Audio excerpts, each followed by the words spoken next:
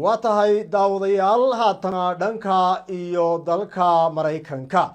Professor Axmed Ismaaciil Samatar ayaa haatan khadkaasi toosa ugu jira oo waqtigani ku sugan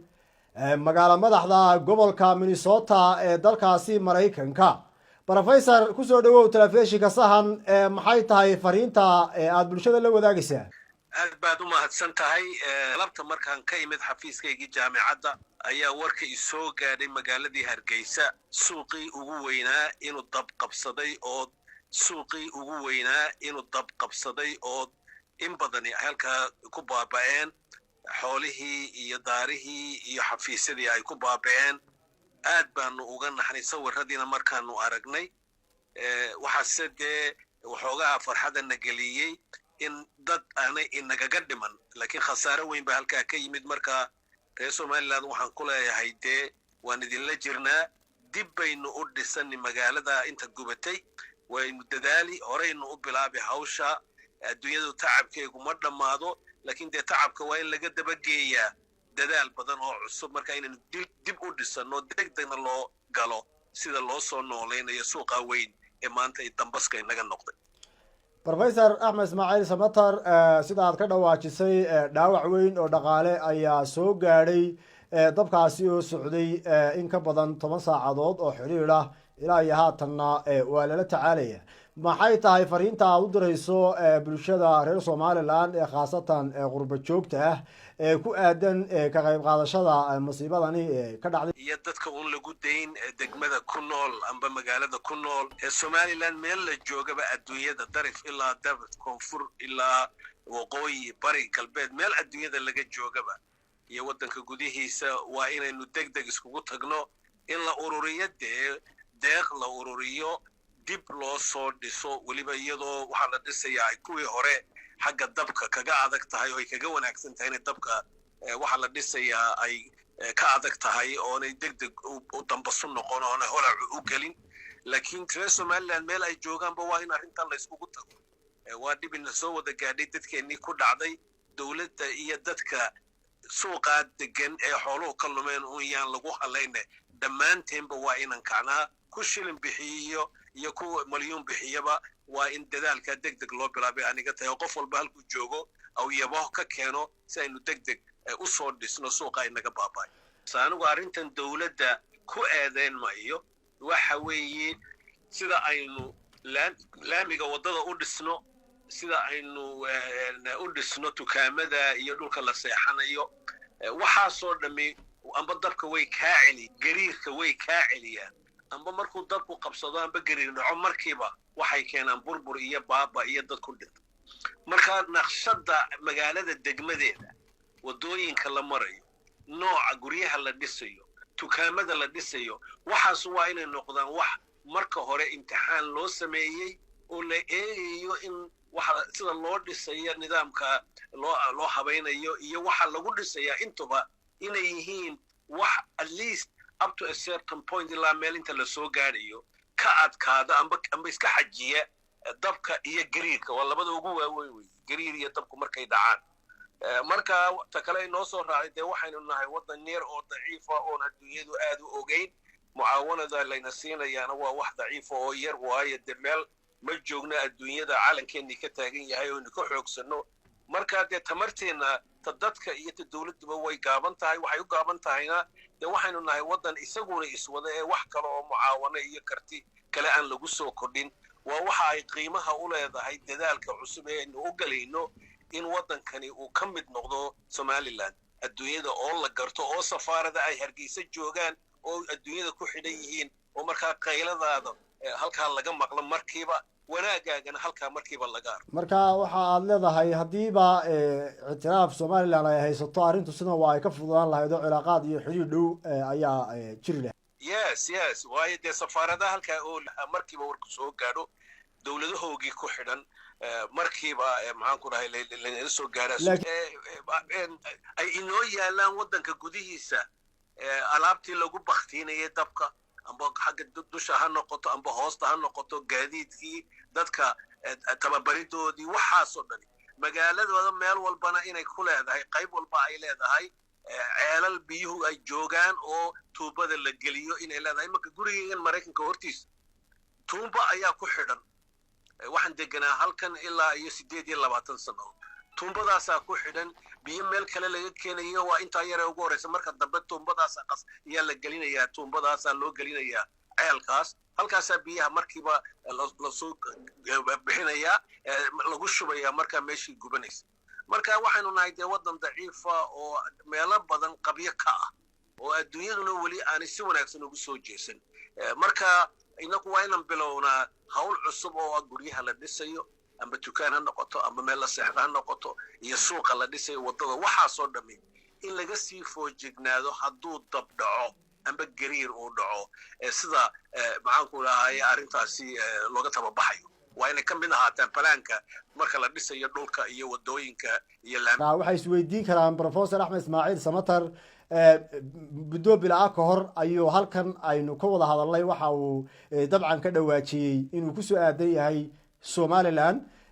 iyo dabcan in loo arkayey oo hadalkiisa loo fahmay inuu u haqaltaagayo arrimaha siyaasiga ee waqtigan ka halowsan somaliland arrinta dadka u dhigtaagaya arrimaha maxaad odhan lahayd aad baad u mahadsan tahay cabdilqani horta dee inaan imaadaba waan doonay in waddanka soo gaaro muddo 10 cisho amoon soo yar arka dadkii iyo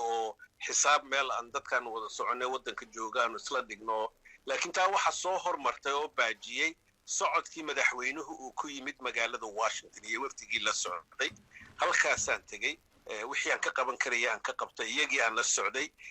oo inaynu si wanaagsan haddaanu nahay reer Somaliland madaxweynihii hor socdo inaanu si wanaagsan uga muuqano Washington ayaa hawsheedu soo noqotay halkaasaa sidaa aan ugu baaqay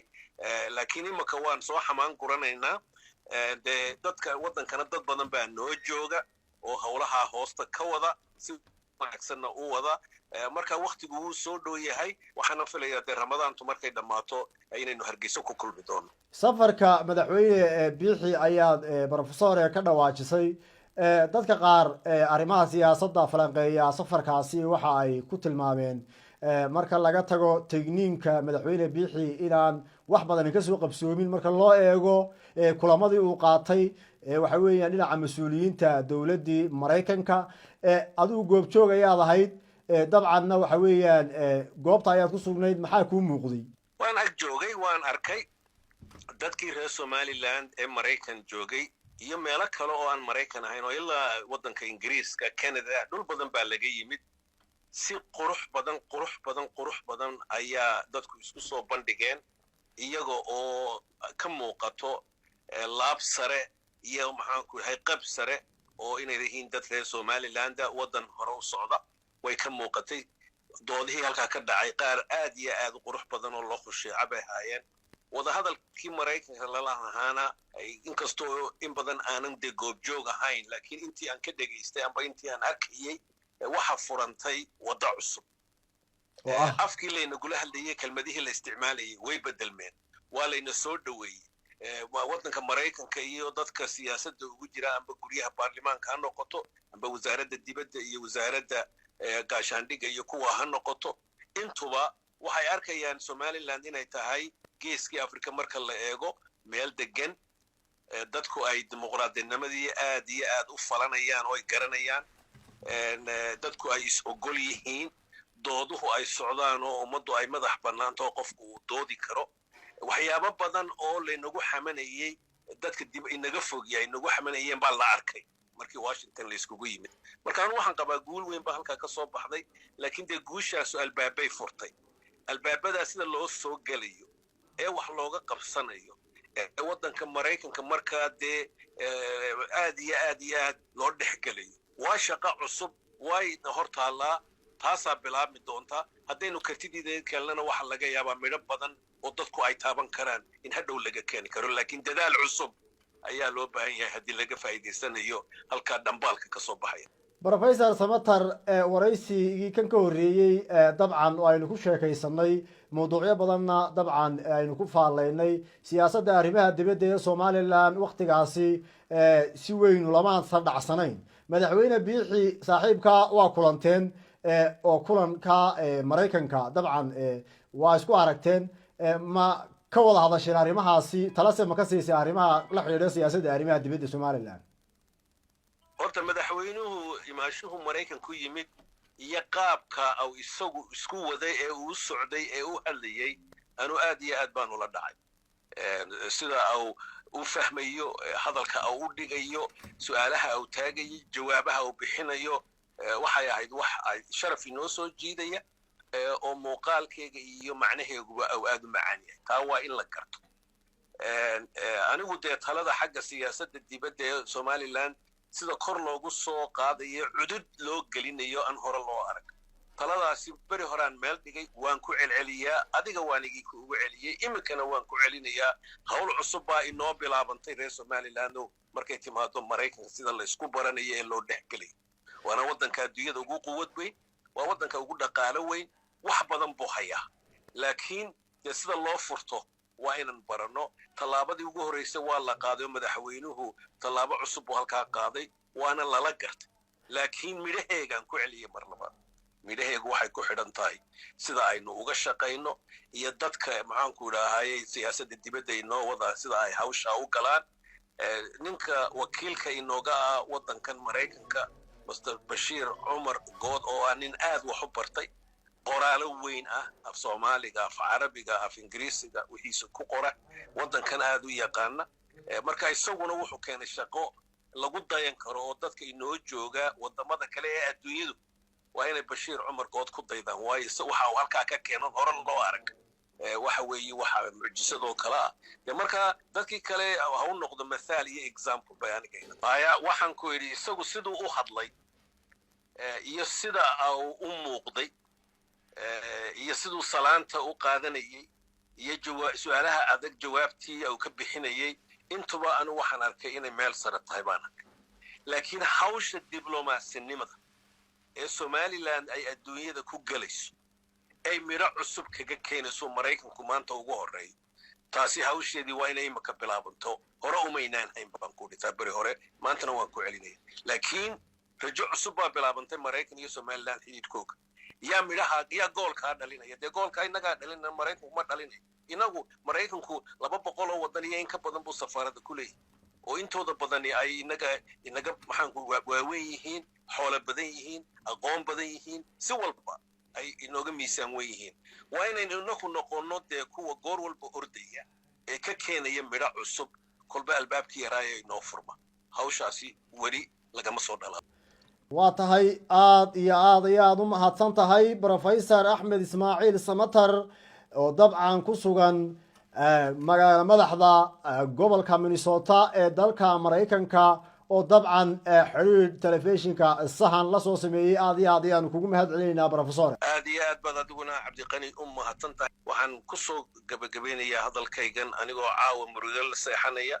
oo qayb ka magaaladii Hargeysa kamid ah caasimadeennii waliba baayac mushtari badani ku yar iyo ku weyn ba halka ay ku leeyihiin in dambas caawa noqotay oo dabkaasi oo khasaaraha weyn keenay laakiin waxaan ku leeyahay reer Somaliland meel kastaba adduunyada ka joogaan iyo wadanka gudihiisa waa inaynu soo gurmano oo dib loo dhiso oo aynu nahay dad markay kufaan markiiba kaca inaynu noqono wassalaamu calaykum waraxmatullaahi wabarakaatuh